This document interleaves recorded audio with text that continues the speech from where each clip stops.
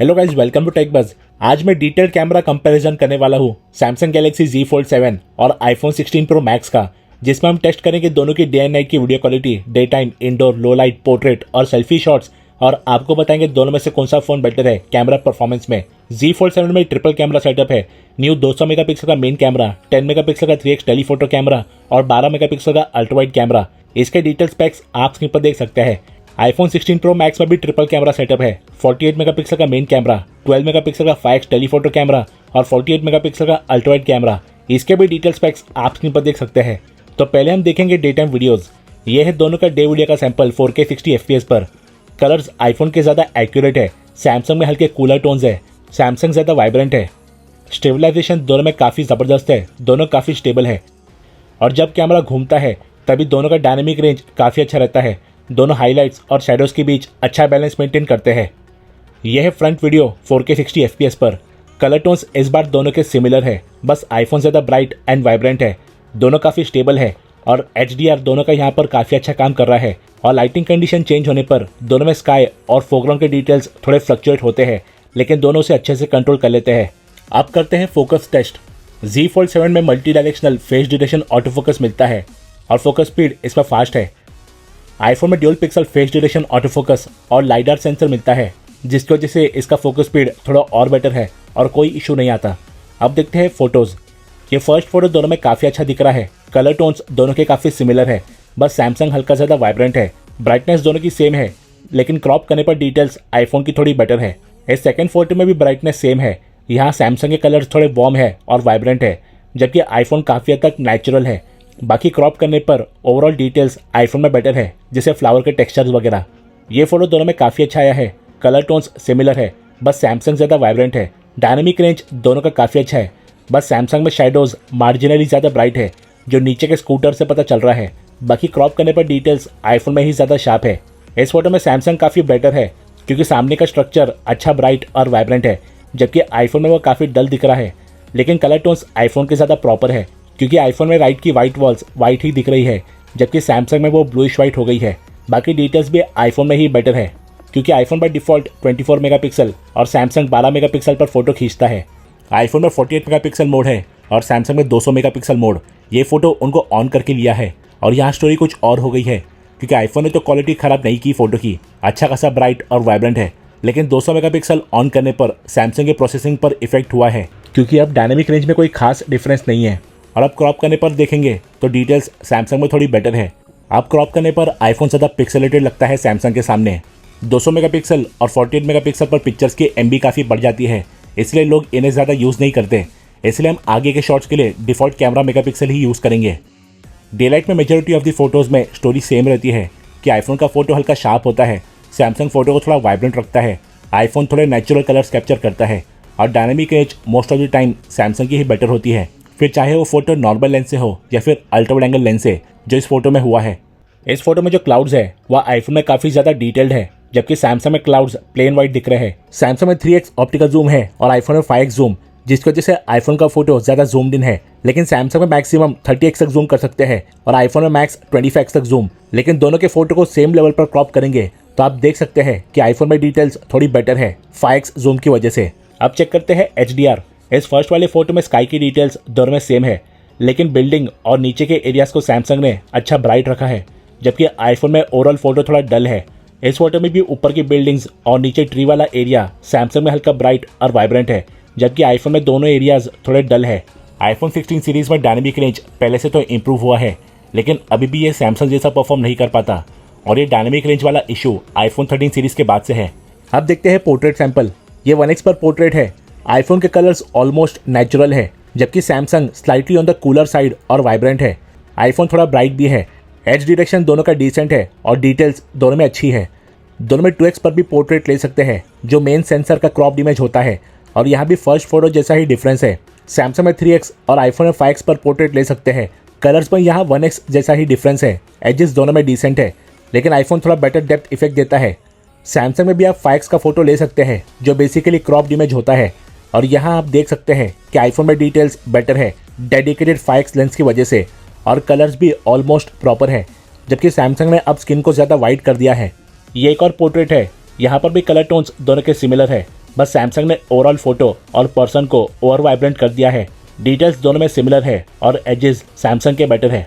ये ऑब्जेक्ट का पोर्ट्रेट है और यहाँ पर दोनों ने काफ़ी अच्छा काम किया है क्योंकि यहाँ एजेस को मेंटेन करना काफ़ी हार्ड है। यहाँ भी कलर टोन्स सेम है, बस सैमसंग ज़्यादा वाइब्रेंट है, लेकिन ओवरऑल फोटो का लुक आईफोन का बेटर है। बट क्रॉप करने पर आप देख सकते हैं कि दोनों ने एजेस में माइनर इशू किया है फेदर्स के पास, लेकिन आईफोन थोड़ा बेटर है। यह है सेल्फी पोर्ट्रेट। यहाँ पर स्किन टोन दोनों के सिमिलर है, बस सैमसंग ज़्यादा वाइब्रेंट और हल्का ब्राइट होने की वजह से डिफरेंट लग रहा है। आईफोन ने फेस पर हाईलाइट्स को बेटर कंट्रोल किया है, जबकि सैमसंग में सन की लाइटिंग फेस पर दिख रही है। डिटेल्स सैमसंग में बेटर है और एजेस दोनों के डिसेंट है। इस सेकंड सेल्फी में स्किन टोन्स में आईफोन के प्रेफर करूंगा क्योंकि सैमसंग में हल्के कूलर टोन्स है। यहाँ भी आईफोन ने फेस पर हाईलाइट्स को बेटर मेंटेन किया है, जबकि सैमसंग में फेस के हाईलाइट्स थोड़े ज़्यादा है। डिटेल सैमसंग में और एजेस आईफोन में बेटर है। दोनों में मैक्रो मोड भी है। सैमसंग में ज़्यादा एरिया फोकस में है, जिसकी वजह से वो ज़्यादा शार्प दिख रहा है। कलर्स भी सैमसंग के ही बेटर है। आईफोन में कलर्स हल्के से वॉश्ड आउट है। अब देखते हैं इंडोर सैंपल। इस फर्स्ट फोटो में दोनों ने काफ़ी अच्छा परफॉर्म किया है। यहाँ की एक्चुअल लाइटिंग को आईफोन ने कैप्चर किया है। सैमसंग ने यहाँ के एटमॉस्फेयर को ज़्यादा वार्म लुक दिया है। सैमसंग ज़्यादा वाइब्रेंट है, लेकिन डायनामिक रेंज यहाँ दोनों का काफ़ी अच्छा है। लेकिन जो सामने यूनाइटेड कलर्स का बोर्ड है, उसके कलर्स आईफोन के एक्यूरेट ग्रीन है, जबकि सैमसंग ने उसे लाइट ग्रीन कर दिया है। और डिटेल्स भी आईफोन में हल्की बेटर है। यहाँ पर भी कलर टोन्स आईफोन के ज़्यादा एक्यूरेट है और सैमसंग हल्का वार्म है। बस डायनामिक रेंज सैमसंग में यहाँ पर काफ़ी बेटर दिख रहा है, क्योंकि सैमसंग में सोल स्टोर का वॉल प्रॉपर वाइब्रेंट रेड है, जबकि आईफोन में वो थोड़ा डार्क हो गया है। यहाँ पर भी आईफोन के कलर्स ज़्यादा एक्यूरेट है। सैमसंग ने फिर एटमॉस्फेयर को ज़्यादा वार्म किया है, जिससे वाइट वॉल्स येलोइश वाइट लग रही है। बस यहाँ भी सैमसंग ज़्यादा ब्राइट है और क्रॉप करने पर स्टोर के अंदर की डिटेल्स दोनों ने काफ़ी अच्छे से मेंटेन किया है। बस जो मान्यवर का बोर्ड है, उसका कलर सैमसंग ने कैप्चर नहीं किया, जबकि आईफोन में वो प्रॉपर रेड आया है। अब देखते हैं नाइट सैंपल। इस फर्स्ट फोटो में दोनों ने काफ़ी ज़बरदस्त परफॉर्म किया है। दोनों अच्छे खासे ब्राइट और वाइब्रेंट है। यहाँ की लाइटिंग सैमसंग ने प्रॉपर कैप्चर किया है। आईफोन ने पिंक लाइट को पर्पल कर दिया है। ओवरऑल फोटो सैमसंग का हल्का ज़्यादा ब्राइट भी है, जो बिल्डिंग के वाइट एरिया और ऊपर की बिल्डिंग से पता चल रहा है। क्रॉप करने पर आईफोन ज़्यादा शार्प है, लेकिन जो मैक्स का बोर्ड है, उसकी लाइटिंग आईफोन में हल्की ब्लोन आउट है, जबकि सैमसंग ने उसके प्रॉपर कलर्स कैप्चर किया है। इस फोटो में भी कलर्स सैमसंग के प्रॉपर है, क्योंकि यहाँ की लाइटिंग येलो है विथ ऑरेंज टिंट, जबकि आईफोन ने सिर्फ येलो कलर कैप्चर किया है लाइट का। बाकी सैमसंग काफ़ी ब्राइट भी है, जिसकी वजह से डार्क एरियाज में डिटेल्स काफ़ी बेटर है। इस वाले फोटो में आईफोन के कलर्स में प्रीफर करूंगा। जो मैंने देखा वही दिख रहा है यहाँ पर, जबकि सैमसंग में हल्का ब्लूइश टोन आ गया है। कॉन्ट्रास्ट भी आईफोन का ही बेटर है, जबकि सैमसंग में लाइट के आसपास व्हाइट हेजीनेस या फिर लेंस फ्लेयर ज़्यादा है।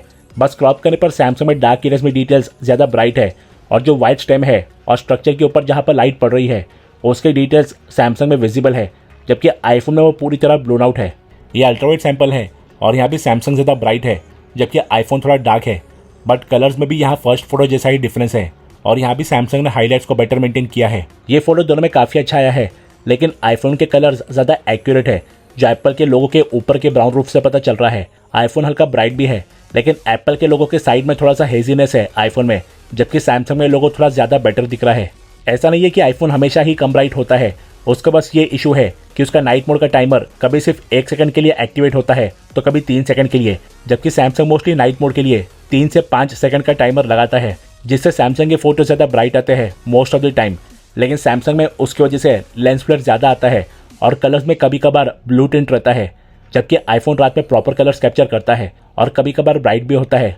इस फोटो में आईफोन में डार्क एरियाज में डिटेल्स बेटर है, जो ऊपर व्हाइट बिल्डिंग से पता चल रहा है, लेकिन संस्कृति का जो बोर्ड है और स्टोर के अंदर की डिटेल्स है, वो आईफोन में काफ़ी ब्लोन आउट है, जबकि सैमसंग में वो सारी डिटेल्स काफ़ी बेटर विजिबल है। इस वाले फोटो में भी आईफोन ज़्यादा ब्राइट तो है और कलर्स प्रॉपर है, सैमसंग कुछ ज़्यादा ही ऑरेंजिश है। बाकी सैमसंग में स्टोर का बोर्ड और अंदर की डिटेल्स काफ़ी हद तक विजिबल है, जबकि आईफोन में तो पूरा बोर्ड ही ब्लोन आउट है। और ये हार्श लाइटिंग को ओवर एक्सपोज करने का इशू आईफोन 12 सीरीज के बाद से अब तक सॉल्व नहीं हुआ है। यहाँ पर देखने में तो सैमसंग का फोटो थोड़ा ब्राइट है, बट आईफोन का फोटो काफ़ी बेटर दिख रहा है। ओवरऑल फोटो को काफ़ी बेटर ड्रामेटिक लुक आ रहा है, क्योंकि आईफोन में कॉन्ट्रास्ट बेटर है और इंडिविजुअल लाइटिंग के कलर्स प्रॉपर दिख रहे हैं, जबकि सैमसंग ने सिर्फ रेड कलर को ही प्रायोरिटी दिया है और स्काई ओवरब्राइट करके फोटो का ओवरऑल लुक खराब कर दिया है। सैमसंग ज़्यादा नाइट मोड की टाइमर की वजह से मोस्टली ज़्यादा ब्राइट रहता है, बट उसकी वजह से कभी कभार फोटो ओवरब्राइट हो जाता है और कभी कभार कलर थोड़े वॉश्ड आउट लगते हैं या फिर प्रॉपर कलर्स कैप्चर नहीं कर पाता। अब देखते हैं नाइट पोर्ट्रेट।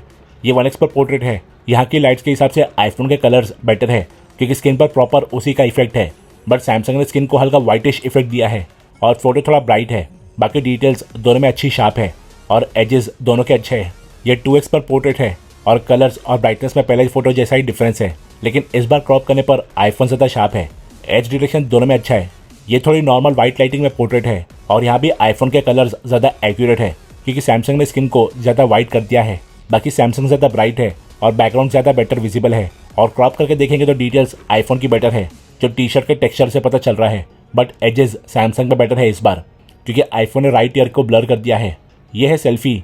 यहाँ सैमसंग ज़्यादा ब्राइट है, but skin and overall colours iPhone में थोड़े नेचुरल है लाइटिंग के हिसाब से। और क्रॉप करके देखेंगे तो डिटेल्स दोनों में अच्छी है। ये एक और सेल्फी है नॉर्मल लाइटिंग में। यहाँ भी skin tone and overall colours iPhone के थोड़े प्रॉपर है लाइटिंग के हिसाब से। सैमसंग ने फेस को एंड ओवरऑल फोटो को थोड़ा ब्राइट रखा है। डिटेल्स आईफोन में ज़्यादा शार्प है। अब देखते हैं नाइट वीडियोस। यह है दोनों का नाइट वीडियो का सैंपल 4K 60 FPS पर। ओवरऑल जो वीडियो में इंडिविजुअल लाइटिंग के कलर्स है उसको आईफोन एक रिच लुक देता है, जबकि सैमसंग में लाइट्स थोड़ी ज़्यादा ब्लोन आउट है। सैमसंग में नॉइस भी ज़्यादा है। आईफोन का वीडियो मार्जिनली ज़्यादा स्टेबल भी है। कैमरा मूव करने पर अगर लाइट में फ्लक्चुएशन होते हैं तो दोनों एक्सपोजर का बैलेंस अच्छे से मेंटेन करते हैं। यह है दोनों का सेल्फी वीडियो 4K 60 FPS पर। आईफोन यहाँ काफ़ी ब्राइट है और रिच कलर टोन्स है। सैमसंग का वीडियो काफ़ी डार्क है। स्टेबलाइजेशन सैमसंग का बेटर है, लेकिन उसमें नॉइस ज़्यादा है। सैमसंग का परफॉर्मेंस 1.5 लाख के फ़ोन के लिए काफ़ी डिसअपॉइंटिंग है। तो ये था मेरा detailed camera comparison Samsung Galaxy Z Fold 7 और आईफोन 16 Pro Max का। IPhone day time back camera video, day selfie, portrait, zoom shots, night videos में बेटर था, तो Samsung most of the day and night shots और HDR में better है। तो इस कैमरा टेस्ट में दोनों फोन से काफ़ी अच्छा परफॉर्म किया है। आप दोनों में से कौन सा भी फ़ोन लेंगे तो डिसअपॉइंट नहीं होंगे। आप लोग नीचे कमेंट सेक्शन में ज़रूर बताना कि आपको कौन से फ़ोन का कैमरा बेटर लगा। और अगर आपको वीडियो पसंद आए तो इस वीडियो को लाइक एंड शेयर कीजिए और हमारे चैनल को सब्सक्राइब करके बेल आइकन भी दबा लीजिए। हम जल्दी लौटेंगे इसे टेक एंड गैजेट वीडियोस के साथ। So till then stay tuned.